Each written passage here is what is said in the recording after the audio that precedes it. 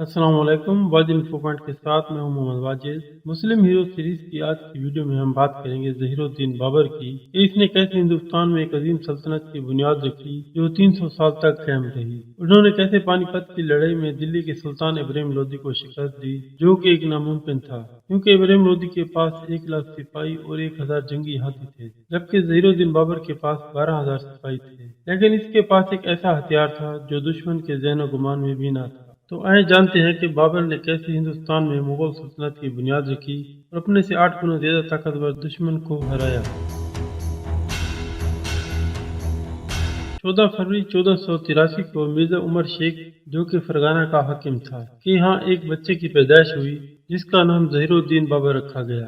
Fergana, जो कि मौजूदा उज़्बेकिस्तान का हिस्सा है, यह मीर तैमूर जंगजू की 5वीं नस्ल थी। बाबर के वालिद ने अपने फौजी करियर का ज्यादातर हिस्सा तैमूर के पुराने दारुल हुकूमत समरकंद की बाजियाबी की कोशिशों में गुजारा। बाबर 1495 में अपने वालिद की वफात के बाद फरगाना के तख्त पर बैठा और 12 साल हुक्मरान को अंदरूनी बगावत का सामना करना पड़ा क्योंकि इसके रिश्तेदार हुकूमत करना चाहते थे, जिनमें इनका चचा और मामू शामिल थे। बाबर 1497 में समरकंद को फतह करने में कामयाब हो गया, लेकिन फरगाना को खोने के सिर्फ 2 साल बाद इसे हार गया। इसे 1501 में शिकस्त का सामना करना पड़ा क्योंकि शहर पर दोबारा कब्जा करने में नाकाम रहा।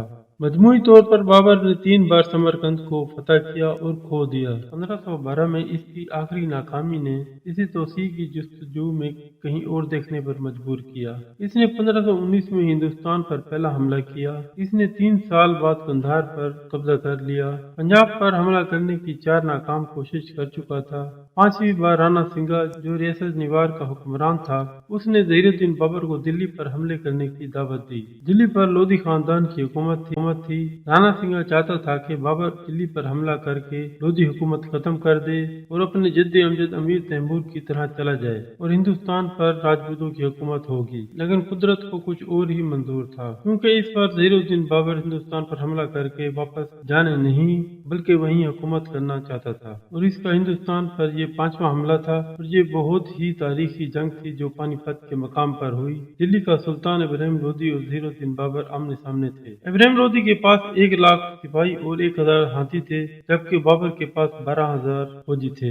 लेकिन इसके पास तुर्की के उस्मानियों की इजाद करदा तोपें थी, जो उस वक्त का जदीद हथियार था और ये वो हथियार था जिसका दुश्मन को इल्म न था। इब्राहिम लोदी जब जंग के लिए पानीपत पर उतरा तो बाबर पहले ही अपना जाल बिछा चुका था। इब्राहिम लोदी ने हाथियों के साथ हमला किया, लेकिन बाबर ने अपने दुश्मन की फौज को तकसीम करने के लिए नित नए हरबे इस्तेमाल किए और उसके तोपखाने से खौफ व हिरास फैल गया। तोप की आवाज सुनकर हाथी खुला उठे और उल्टे पांव भागने लगे, जिससे वो अपने फौजियों को कुचलने लगे। बिल आखिर इब्राहिम इस तनाजे में मारा गया और इसकी मौत की खबर सुनकर उनकी फौज में भगदड़ मच गई। बाबर ने पानीपत की जंग जीतकर हिंदुस्तान में मुगल सल्तनत कायम कर दी। ये सल्तनत 300 साल तक कायम रही। ज़हीरुद्दीन बाबर पानीपत की जंग जीतकर पानीपत में एक बाग तमीर करवाया जिसे काबली बाग कहते हैं, और इसी बाग में एक मस्जिद भी बनवाई जिसे बाबरी मस्जिद कहते हैं, जो आज भी मौजूद है। 3 दिन के अंदर बाबर दिल्ली में था और 1 हफ्ते के बाद आगरा पहुंच गया। उसका बेटा हुमायूं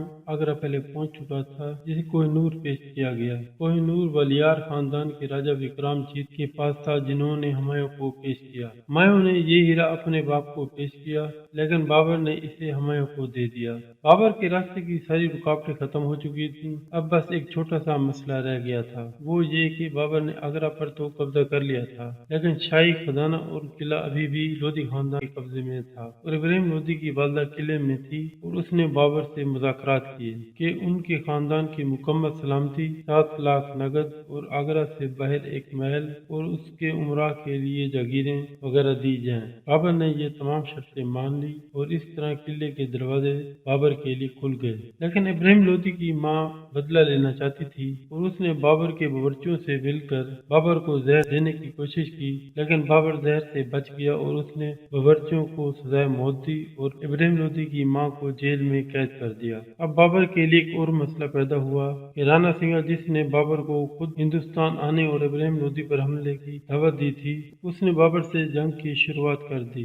राणा सिंगा बाबर की हुकूमत के खिलाफ था, क्योंकि उसका ख्याल था कि बाबर हमला करके हिंदुस्तान से वापस चला जाएगा। लेकिन बाबर ने हिंदुस्तान में अपनी हुकूमत कायम कर ली اس لیے وہ اس کی حکومت کے خلاف تھا، اس لیے اس نے بابر سے جنگ کی، لیکن وہ یہ جنگ ہار گیا اور بابر کی حکومت میں یہ کانٹا بھی ختم ہو گیا اور بابر ہندوستان میں حکومت کرنے لگا۔ وقت گزرنے کے ساتھ بابر کا بیٹا ہمایوں سخت بیمار ہو گیا، جس سے بابر نے اس کی چارپائی کے گرد چکر کاٹے اور دعا کی کہ یا اللہ میری زندگی کے بدلے میرے بیٹے کی زندگی بخش دے۔ تو حیرت انگیز طور پر ایسا ہوا، ہمایوں ٹھیک ہوتا گیا اور بابر بیمار ہوتا گیا اور 1530 میں صرف 47 برس کی عمر میں ظہیر الدین بابر اس دنیا سے رخصت ہو گیا اور ایک عظیم مغل سلطنت کی بنیاد رکھ گیا جو برصغیر پاک و ہند میں 300 سال تک قائم رہی۔ بابر کا مقبرہ اس کی وصیت کے مطابق کابل میں ہے۔ ویڈیو کے متعلق اپنی رائے کا اظہار کمنٹس باکس میں کر سکتے ہیں۔